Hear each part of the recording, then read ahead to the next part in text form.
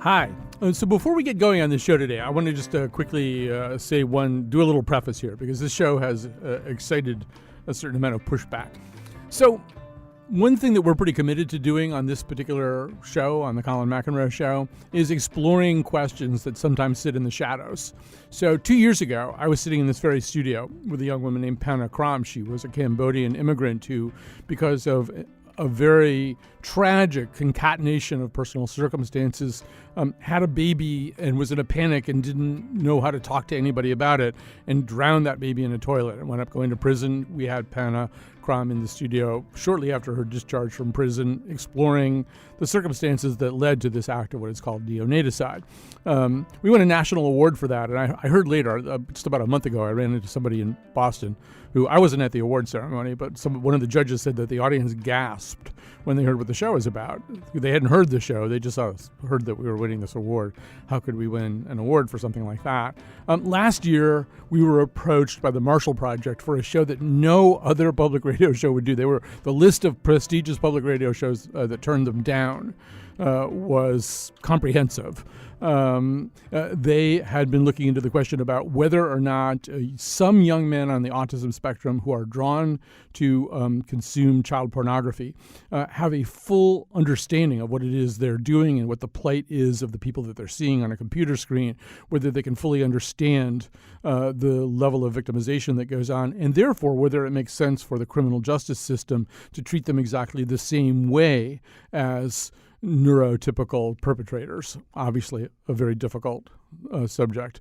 I'm not in favor, you will be relieved to know, of drowning babies in toilets or of child pornography, but I am a believer in doing shows where we look at things that are sometimes a little bit uncomfortable. And that's what we're going to do today. We're going to look at it from both sides, too. We're going to look at the question of perhaps for purposes of getting people all riled up, we've used the word asylum, but the word asylum is being used a lot these days. It obviously has some bad connotations. What we're really talking about is inpatient psychiatric treatment. Do we need to have an increased capacity to care for some of the patients who have and this is a sliver, a smaller group of the psychiatric patients who need they need inpatient facilities that currently don't exist or don't have adequate capacity. So that's what the show is about today. A little bit later in the show, you're going to listen to somebody who was in one of those kinds of facilities, but at a time when those facilities were not necessarily run in a way that did great credit to them, and therefore has a lot of distrust for that idea. We're also going to talk to an author who's written a history of one of the more notorious asylums that was part of this kind of Walmart of societal dysfunction in New York and what is now Roosevelt Island. But first, we're going to talk about this whole question of what happened after the movement to deinstitutionalize people with mental illnesses. Obviously, there were a lot of people in psychiatric facilities who could function with the right amount of support, who could function in the outside world. But maybe not everybody who was deinstitutionalized could do that. That's the question. So joining us in studio, as he has for many other shows, Harold Hank Schwartz, psychiatrist in chief at the Institute of Living, vice president of behavioral health for Hartford Hospital, and joining us by phone is Dominic Sisti, director of the Scattergood Program for the Applied Ethics of Behavioral Healthcare and assistant professor in the Department of Medical Ethics and Health Policy at the University of Pennsylvania. So, Dominic Sisti, I'm going to begin with you. I think this story, this conversation that we're about to have, does maybe begin with that movement towards deinstitutionalization and the supplanting of institutional care for community-based care. Maybe you can kind of set the stage a little bit about that. What was contemplated in the 60s and 70s as this movement got going? Sure. Thanks for having me. So, to take us back to the beginning, we had a wide array of psychiatric facilities across the country in the form of state hospitals and private hospitals. And in the 1950s, the number of individuals inside of these hospitals peaked at around 550,000 individuals. It became clear, there were a confluence of things that that led up to this, namely the invention of psychotropic drugs that help individuals with psychotic symptoms, the civil rights movement, which was also a patient rights movement, and frankly the shrinking state budgets, all kind of coalesced and led to a movement to move folks out of these institutions and into the community where they could receive adequate treatment, probably superior treatment for many of them, outside the confines of locked facilities and psychiatric wards. That happened over the course of many decades, starting really in the 1960s after President Kennedy's Mental Health Act promised to create community mental health centers and fund a robust community mental health program. And the goal there was to provide substantial amounts of mental health care in the community, meaning in outpatient settings, in maybe transitional type care settings, but not in these large psychiatric facilities, which were under a lot of scrutiny because of abuses that had been taking place and had become publicized. And so, the movement to deinstitutionalize, to shut down state hospitals, was really a confluence of many factors that led to now the evaporation of psychiatric beds from, as I mentioned, 550,000 down to about 40,000. Hank, I'm going to ask you to imagine that I'm somebody else, and I'm a parent. I've got an adult daughter, and her name is Miss X. And Miss X has a pretty profound psychiatric illness that includes psychotic episodes and suicidal ideation. She's not institutionalized. We've tried having her live in our house. She's in her late 20s now. We've also had her try to live out in the community with kinds of support, I think, envisioned in that Kennedy era vision, but periodically she decompensates and has these massive episodes, and so she's just had one. She seems genuinely suicidal. She's obviously psychotic as well, having a psychotic episode. We take her to the emergency room, probably, right? That's probably what's going to happen. Give us kind of a sense of what the decision tree is from there. What's going to happen to Miss X in that situation? Well, she shows up in the emergency room, and she's going to be evaluated by a psychiatrist or an advanced practice registered nurse who's going to assess the degree to which she is psychotic, and especially will assess the degree to which she may be suicidal, and will make a determination as to whether the safest and most effective place for the treatment of this acute episode of illness is inside a psychiatric hospital. But then, of course, the clinician's going to turn around and look at how many other people are in the ED, how many beds in the hospital may be filled. And one of the possible outcomes, and it happens not infrequently, is that there are no beds available at that time because we have so few, and she may spend days in the emergency room until a bed actually does become available. But ultimately, she should be, from the patient you're describing, should be, and will be hospitalized, at least for a brief time. Brief time means 5 to 10 days? On average, the length of stay in American hospitals today is roughly 5 to 10 days. Now, she may be somebody for whom that's a perfectly appropriate length of time, but we need to keep in mind that amount of time is by and large dictated by insurance coverage, not actually by the natural span of the biologic illness that we're talking about. And so it's dictated to cover or protect the patient during that period in which she may be most unsafe, rather than to treat the full episode of illness. Right. So, Dominic Sisti, if I understand what Hank's saying right now, too, it's probably possible that Miss X will, first of all, let me ask you one more question, Hank, before I go back to Dom. Is it axiomatic that there'll be somebody sitting in the ER, a psychiatric clinician sitting in the ER waiting for Miss X to show up? Does every ER have such a person? No, every ER doesn't have such a person. The major ERs, though, for instance, at Hartford Hospital and at other of the major hospitals, will have a mental health staff. It may not be a psychiatrist. In some of the smaller hospitals, it may be a psychiatric social worker who may make that determination that the patient needs to be hospitalized, though a physician, not necessarily a psychiatrist, of course, would have to sign on to that and write the orders to have the patient hospitalized.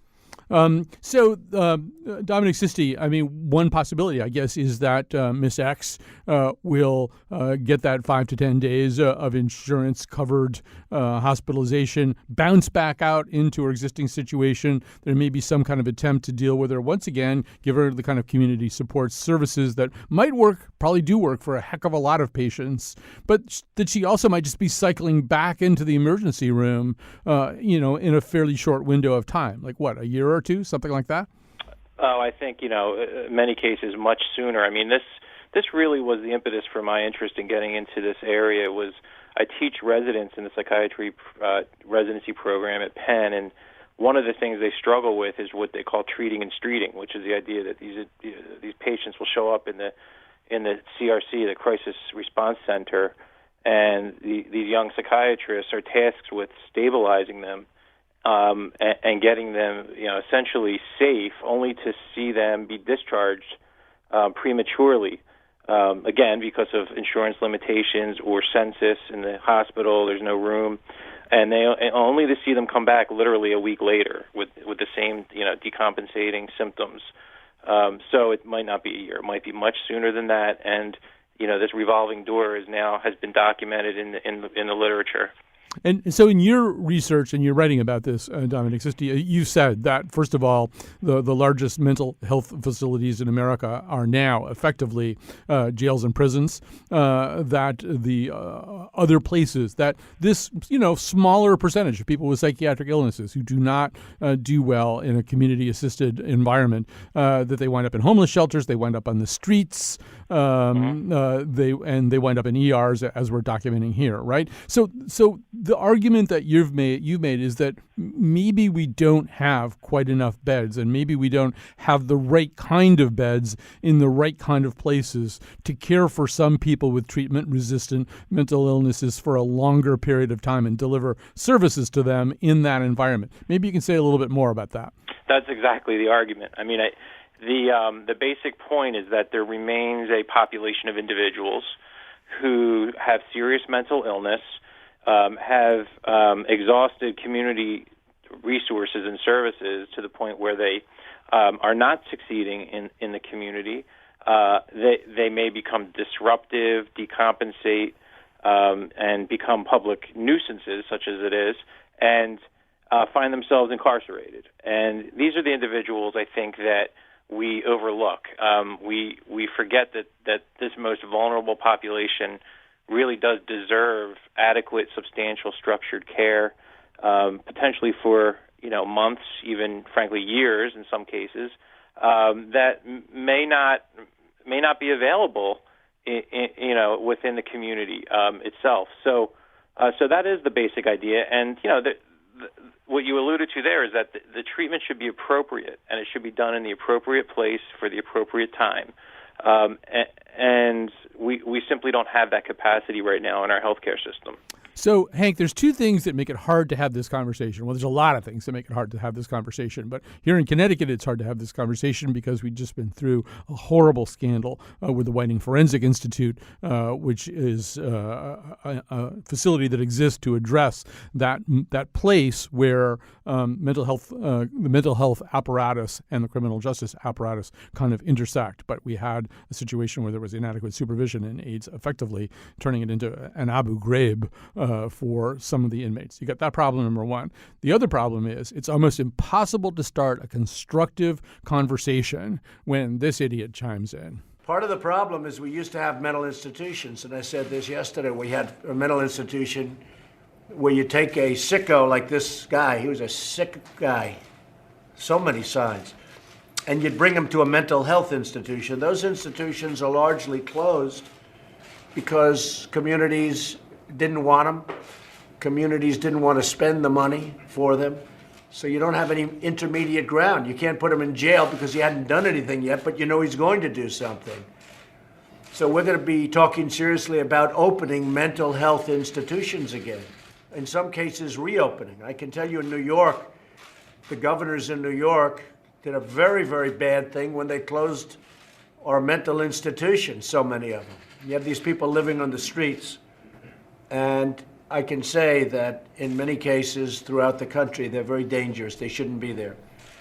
Okay. Well, Hank, obviously this is the wrong way to talk about this. You don't want to equate violence and danger with mental illness. People with mental illnesses are much more often the victims of violence than they are the perpetrators of violence. That's not the reason you want to provide more inpatient facilities. But I think there's an awful lot of people who hear the President of the United States say that and go, well, yeah, that sounds about right. We're going to lock these people up so they don't show up at schools with guns.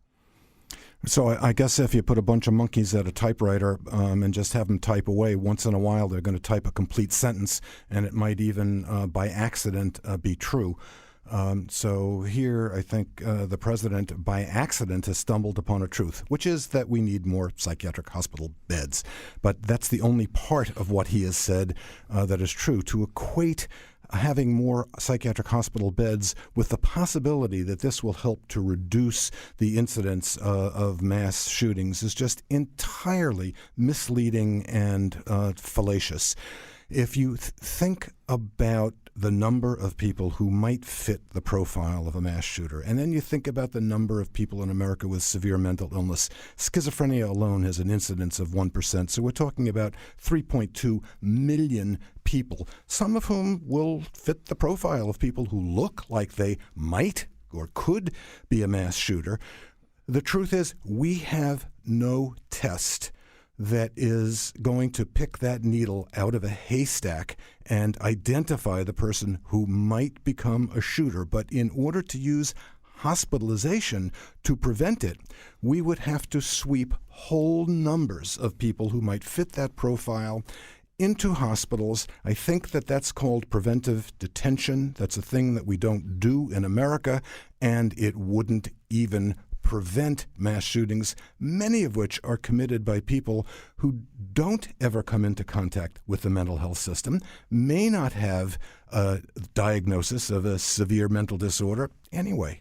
Right. So, Dominic Sisti, back to the number that you started out with, we went from 550,000 people in state mental facilities down to 45,000. If Trump had his way, I assume we'd be headed back up towards 550,000. That's obviously not workable or a good idea or even moral on a number of levels. But let me come at it from the other end of the pipeline, all right? There are people, and some of them are listening to the show right now, who will say, and I'm sure have said to you, Dominic Sisti, until we've really built out the community-based mental health system, until we've realized 100% of that original Kennedy-era vision, fully funded it, and brought it into full flower, it's wrong to go back to talking about adding more inpatient treatment because we really haven't had the chance to prove how universally or close to universally effective the community model can be. What do you say to that?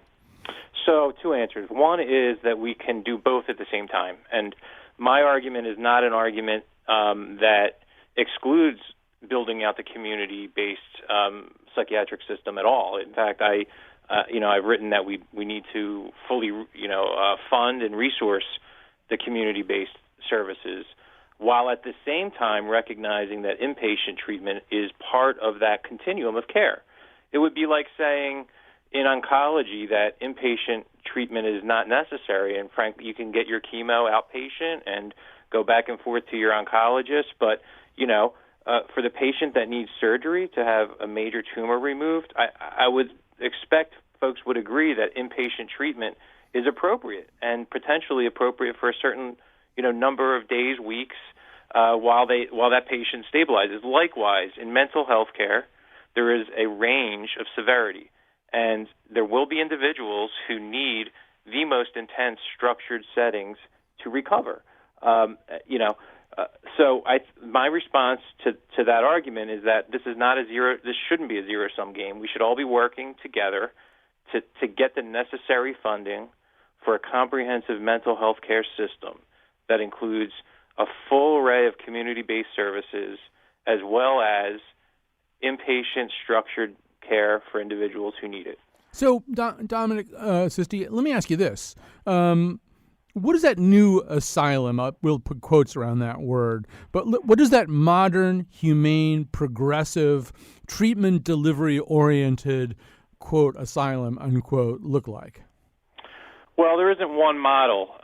In fact, I mean, there's many models actually that exist today already, from places like the Institute of Living all the way out to more the private places that are farmsteads and what are called recovery campuses, like Cooper Reese Hospital in Asheville, North Carolina, Gould Farm in Massachusetts. Other, all sorts of modalities, from therapeutic communities to old school psychiatric hospitals. So there isn't one specific model that would, I think, be the only model that we would go with. We would want to diversify the modalities, the models, and make these different models available to individuals who might need longer term care. So, the point would be that these places would have to be ethically administered. They would have to be staffed up by highly trained, well-paid people.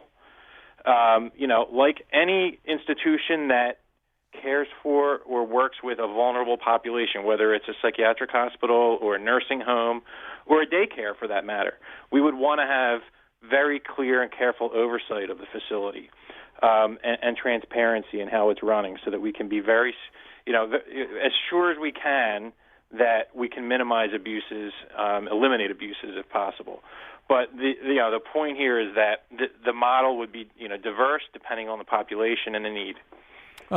Hank, I'm sitting here in a studio on Asylum Avenue in Hartford. Hartford's famous also for the Institute of Living. So tell us, I have no idea at this point, although at one point I did have a pretty good idea. What is the inpatient reality of the Institute of Living at this point?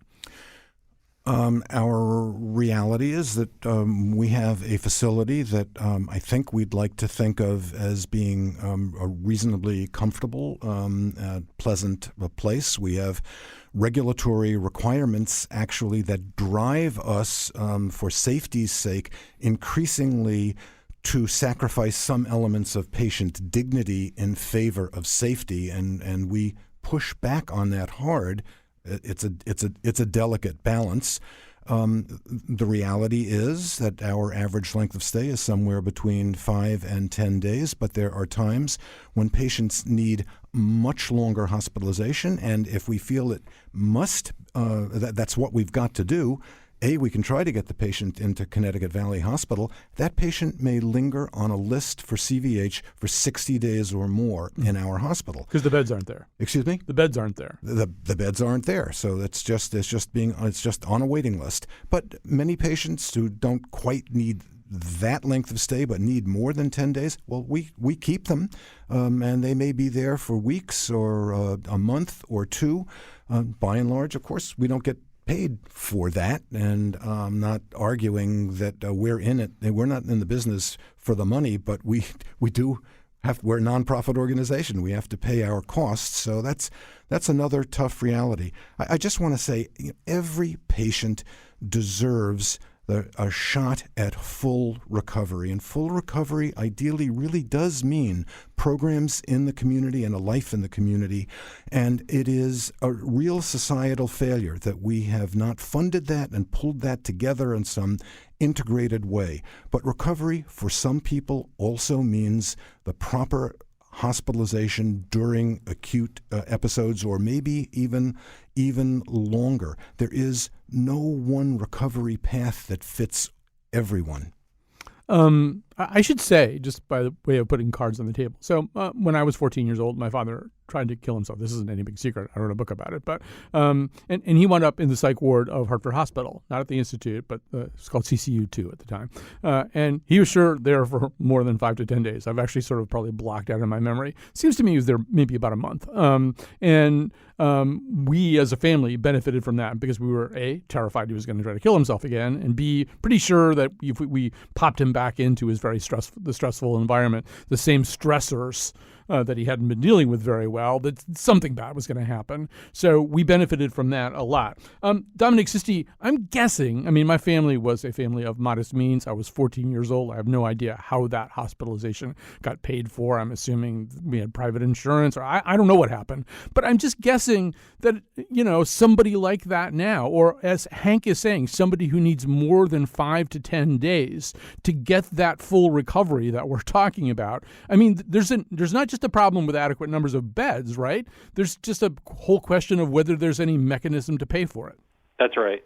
Yeah, and Hank can fill you in on the payer mix for the institute, but I can tell you, some of these more private, some of these places don't take insurance; they're private pay only, and the high quality ones run in the neighborhood of $25,000 a month or more, and often have treatment trajectories that go out to 2 to 3 months. So you're looking at close to $100,000 for an episode or for a prolonged stay at a place.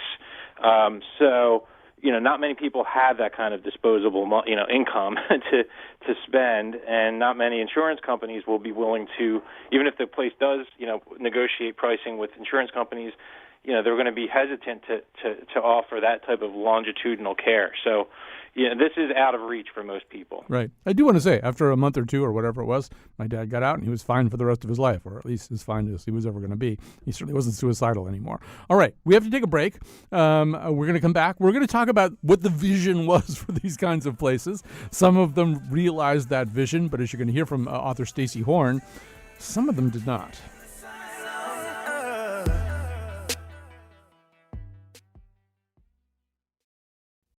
By the way, I want to say thank you to Dominic Sisti, director of the Scattergood Program for the Applied Ethics of Behavioral Healthcare and assistant professor at the Department of Medical Ethics and Health Policy at UPenn. He was with us for the first segment. Hank Schwartz, psychiatrist in chief at the Institute of Living and vice president of behavioral health for Harvard Hospital, still with me.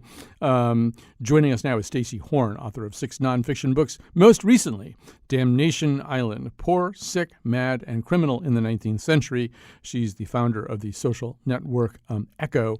Welcome, Stacey Horn. Hi, I'm glad to be here. So your book is not merely about an asylum for the insane. It's really about this place that was it was called Blackwell's Island. It's now Roosevelt Island. It was sort of like a Walmart for societal dysfunction, right? If you were poor, if you were sick, if you were mentally ill, if you were, if you needed to be in a workhouse to work off your debt, they had kind of a department for everybody. It was basically a place to put all the populations that they wanted to keep away from the rest of us. Right. So I want to talk a little bit about the initial vision of all this. And Hank, I'm going to come back to you for a second.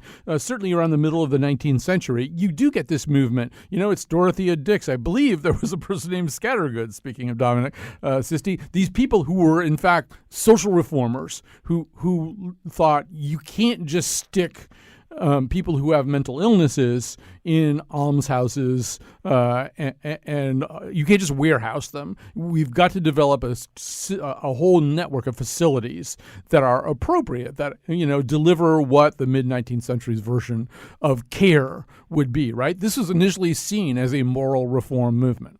Yes, they did mean well. The idea was they were going to take all these people and put them on what was a very lush, lovely, bucolic island and build state-of-the-art facilities for each of them. And for the lunatic asylum, they consulted experts. They visited an asylum in Philadelphia, which was based on what is known as moral treatment, and that was like the new and revolutionary approach to treat the mentally ill, which New York City aimed to fully embrace. Let me, Stacey, ask Hank Schwartz, who's here in my studio right now. So tell us the story of the founding of the Institute of Living. I assume same kind of moral reform movement. Absolutely. So late 1700s, early 1800s, up to that time, the mentally ill are kept in almshouses, poorhouses. They're considered demonized, not really recognized to be ill. Then came a thing called the moral treatment movement, as Stacey points out. which came to us from Europe. And the moral treatment movement embodied the best ideals of the Enlightenment. It said, let's recognize mental disorder as illness. As illness, let's apply the best medical treatments that we have, and let's apply our focus to the psychological, social, vocational, and spiritual well-being of the patient. The Institute of Living was founded by Eli Todd, who was one of the very earliest proponents of that movement in America. And the Institute of Living, which was then the Hartford Retreat for the Insane, was really only the third of the asylums in America to be formed, and actually one of the first, if not the first, to be formed around the moral treatment concept. Somehow or other, we got from that to what most people's image now is of state psychiatric facility, maybe not private psychiatric facility, or maybe all psychiatric facilities. We've seen it a lot in movies like this one. Dr. Solando, she told me about the neuroleptics. Did she now?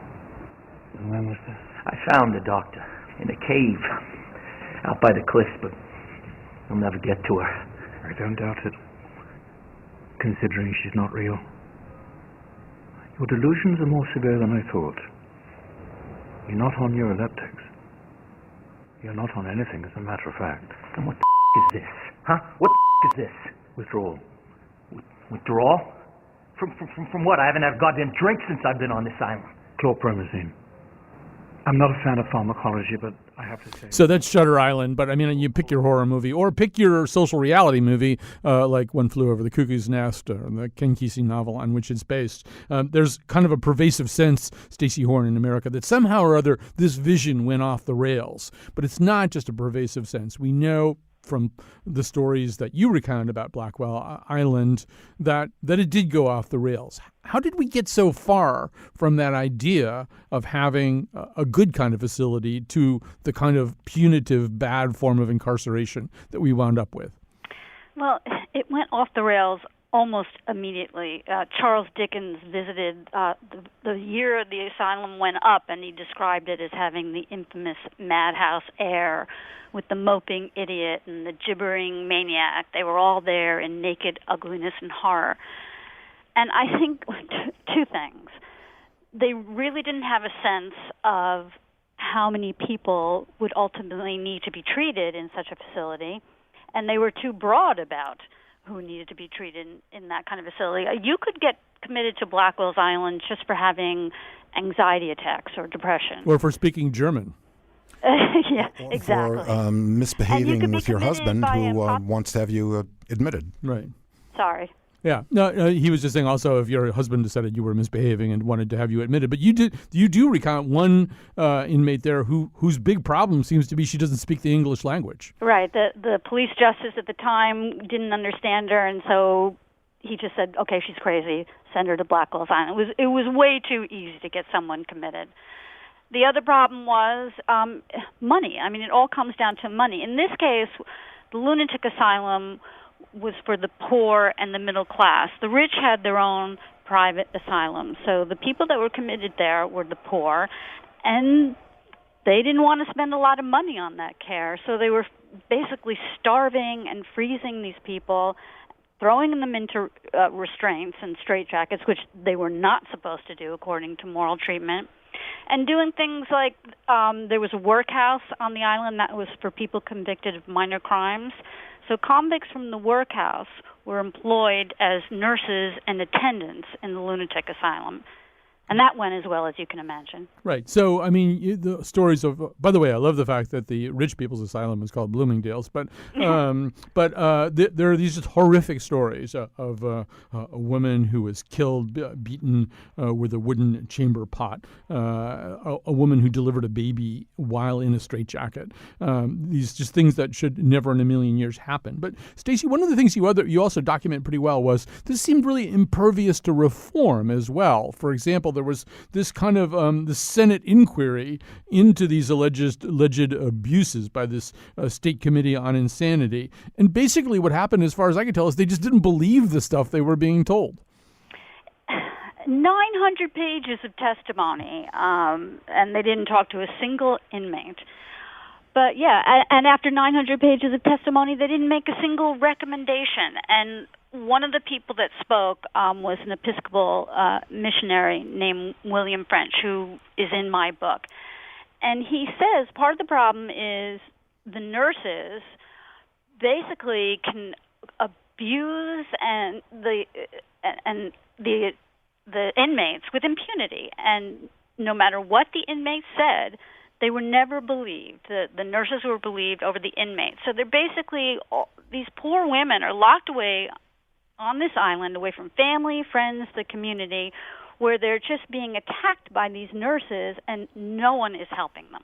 Right. And so the level of non-belief is kind of incredible. For example, there was a testimony to the fact this seems a little less extreme than the violence and the unnecessary restraints that led to terrible injuries and deaths and things like that. But the way that they bathed people was that you got out of the bath and they put somebody else in your bath water, and then that person got out and they put somebody else in the bath water until the bath water got, as one person put, thick.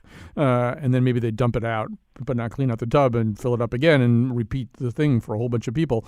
And this would be an easy thing to confirm or disprove, right? But they just didn't accept it. No, over and over they were told this. In one annual report, one of the wardens confirmed that this was done just because they didn't have a way of heating the water, so the water was heated in another building and had to be carried over in pails, and they just said that's just too impractical, we're not doing it. But I just want to talk about that one incident that you talked about, because it shows, just another case of how nothing was done, regardless of how horrible things got.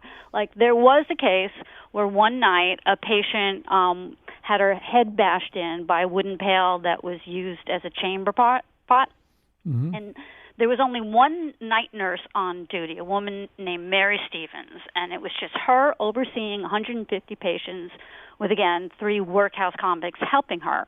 And she heard this happen. She ran into the room, saw it happening. She closed the door, called for a doctor, who didn't come for an hour. And when he came, despite this woman, Mary Stevens, begging him to take the woman to the hospital, he said, nah, she doesn't need it, and he just bandaged her head and left, and the woman died an hour later. So there actually was an inquest, and among other things, the jury came back and said that the doctors were too inexperienced, because this doctor, I'm sorry, I forgot to mention, was a 21-year-old who just graduated from med school. And so they said the doctors were too inexperienced for the demands of the job, and they censored the doctor for not moving the inmate to the hospital, even though the nurse had repeatedly asked him to.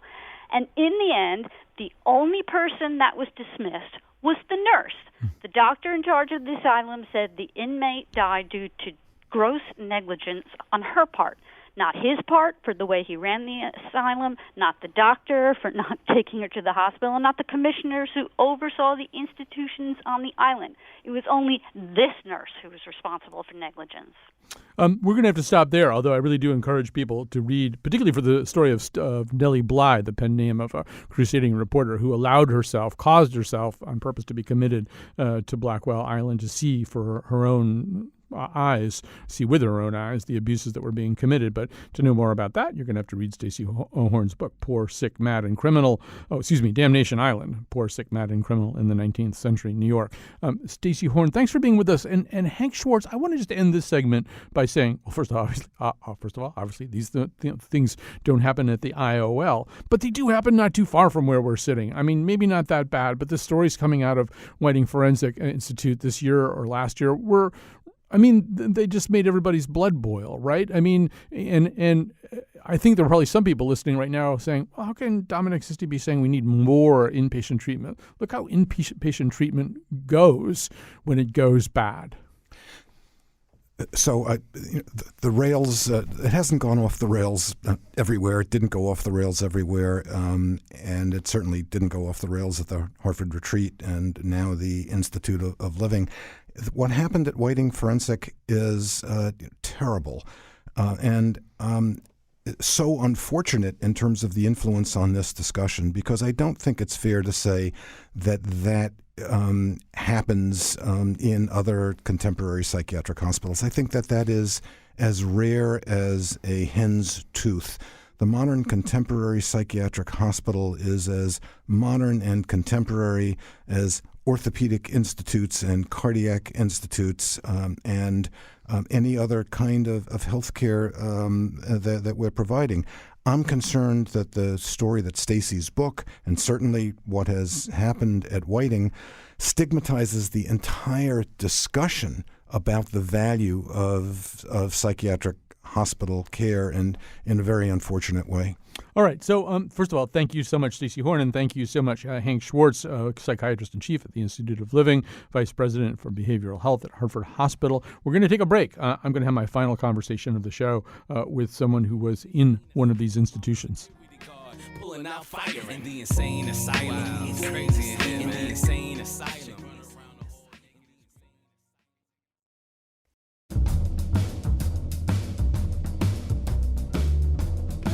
Today's show was produced by Betsy Kaplan, with help from me, Kyone Wolfe. The part of Bill Curry was played by Leonardo DiCaprio. On tomorrow's show, we revisit our conversation about the post office. And now, back to Colin. All right. I wanted to end our show with a conversation with somebody who has lived the reality of being in a psychiatric hospital. His name is Joseph Rogers, Executive Director of the National Mental Health Consumers Self-Help Clearinghouse. Joseph Rogers, thank you very much for being on the show today. Sure, my pleasure. Maybe you could just begin by kind of giving us the short version, anyway, of your odyssey. Well, at the age of 19, I was diagnosed with paranoid schizophrenia. Later, they changed the diagnosis to bipolar disorder. Basically, from the age of 19 to about 26, I was in and out of several different kinds of psychiatric hospitals, including a state facility for about 6 months. And, so I had a lot of personal experience with being an inpatient in a psychiatric hospital, and I did not find them to be asylums. I found them to be pretty bad places. Right. Your experience in that state facility in particular, I think, was a pretty punitive one for you. Maybe just give a sense, we hear lots of stories. Tell us what you experienced in that setting that kind of made you think, well, this is not an asylum. Well, the biggest problem is that there's just so little to do. You end up spending most of your time in a day room with a TV that's behind a kind of a glass enclosure, so you really can't even watch the TV. They don't have books. They don't have much in the way of activities. The staff are pretty indifferent, if not sometimes pretty mean. You can end up, as I did, in seclusion, in 4-point restraints, like I did, for basically just sort of asking questions. And the idea that somehow the state is going to run a place that's safe and a good place to be is just probably unrealistic. They've been trying for several hundred years and haven't gotten it right yet, really. Joseph, you've had a long and very, very hard odyssey with all this, and that it did include homelessness and jail because of your mental illness, as well as the kinds of institutionalization that you're talking about. You sound like you're doing pretty well now. What did help? Well, the thing that we find that helps, and what we do here in Pennsylvania, because I work also in Philadelphia with Mental Health Partners, which is a local provider agency, mental health advocacy and provider agency. And the thing that we do then, and what helped me, was outreach in the community, working with people where they're at, not forcing them into treatment, finding ways to engage. Sometimes it's as simple as a lot of homeless people have very sore feet from having to stand and walk a lot. So having a podiatrist in your facility to help the person with their sore feet engages them in a way that they need something immediately and allows you to establish a relationship that can get them other help that they need. There's also a thing where there's peer-run respite care, which is run by people who are in recovery from mental health challenges, who provide supports in a way that are not threatening, that are give like a home-like environment, that help a person get through their crisis and to connect them to the supports and services that they need. Joseph, let me ask you this. As you say, you were misdiagnosed at the outset. Your problem is bipolar disease. Are there people with schizophrenia that runs into psychosis? Are there people that you just can't imagine functioning out in the community with the kind of care and support that you're describing? Or is it just a matter of never quite giving those people the kind of outpatient support that they need to thrive? Are there some people who just can't do it with outpatient, is what I'm asking? We haven't found that to be so. We've closed down two major institutions here in southeastern Pennsylvania that had probably a total of about 2,000 people in both institutions. And we were working with people that had sometimes been in the institution for 10, 15, 20 years. And with the right kinds of support and the right kind of funding, that's the big problem, funding, we were able to provide community-based support, and studies have shown that those people went on to do quite well in the community and stay in the community and not end up needing to be further hospitalized or homeless or in jail. So, Hank Schwartz, I am going to ask you to chime in here. Joseph, I have here in the studio Hank Schwartz, who's psychiatrist in chief at the Institute of Living. We're kind of back where we started an hour ago. Either Joseph's right, anybody can thrive with the right kind of outpatient support if it's built out in the right way and delivered in the right way. Or there are some people who are going to need, in order to get to that point, 3 months, 6 months, a year, 2 years of inpatient. Well, I'd have to agree with Joseph. That hypothesis has never been fully tested. So surely, if there were better funding for community programs, I think many more people could do quite well in the community. At the same time, what we have now is many, who can't. And it is inhumane to be unable to personalize the treatment for them so that if a part of the treatment that they need is hospital, that it simply can't be provided. There's got to be enough money for both. And by the way, when Joseph says that talks about people who ought to be able or can make it in the community permanently, I think that many of the people we're talking about who require hospitalization and may require it for longer lengths of time may ultimately be able to make it completely in the community, but they have episodes where they can't. Yeah, Joseph, we're almost out of time. I want you to have the last word. But what about that idea that there are some people who maybe they need 6 months of inpatient before they're ready to receive the kind of services you're talking about? The problem is that 6 months in an institution is usually there's a syndrome called institutionalization. Nice big word. Remember it for your Scrabble game. But institutionalization is where the person becomes artificially disabled by the very fact that the institutions are places where you learn dependency, learn helplessness, and that's the problem with these long-term stays, is they're not very beneficial. When we can help a person in the community, we can help them live. There's a thing called supported housing, where people live in the house, in the community, get the supports to the level that they need, and then they learn how to live in the community. We're going to have to stop it there. But first of all, I want to thank everybody who helped out with today's show, especially Betsy Kaplan, who put it together. Thanks to Hank Schwartz, who's been with me the whole way, and to Stacy Horn, to Dominic Sisti, and thanks to Joseph Rogers, Executive Director of the National Mental Health Consumer Self-Help Clearinghouse. And we'll be back tomorrow. Actually, I'm flying to Texas tomorrow morning, but there'll be a show back here tomorrow. It's a really great show about the post office. Screams in the distance, screams in